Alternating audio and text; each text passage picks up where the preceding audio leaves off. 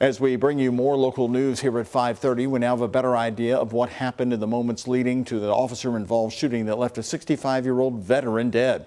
It happened in downtown Jeffersonville at an apartment complex off North Shore Drive. Our Connor Steffen and photojournalist Nelson Reyes pieced together what happened that night as police and a neighbor share more information.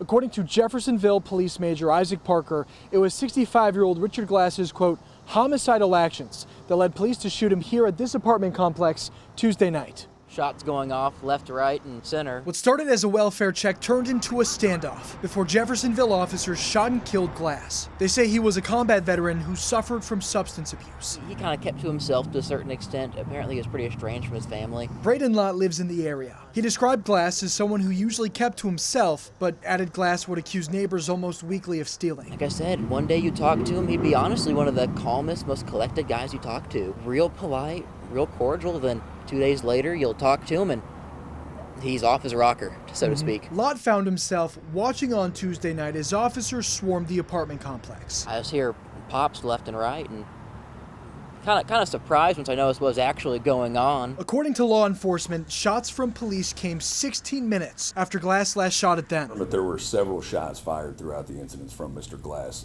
into the public area towards officers. Major Parker defended his fellow officers' actions. Counteractions taken by our officers potentially preserved the lives of many. Major Parker says Glass called them around 7:30, saying someone broke into his home. When officers arrived, they found no evidence of a break-in, but noticed Glass acting strange and found, quote, numerous guns in his apartment. 2 hours later, officers went back to Glass's apartment on a welfare check after Glass made some, quote, disturbing comments to a neighbor. Glass then called 911 again.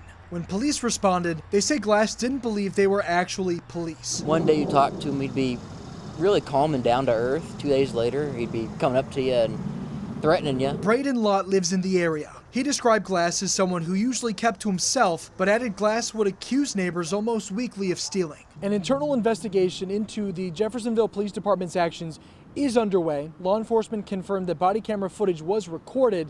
It should be released here at a later date. In Jeffersonville, Connor Steffen, WHAS 11, on your side.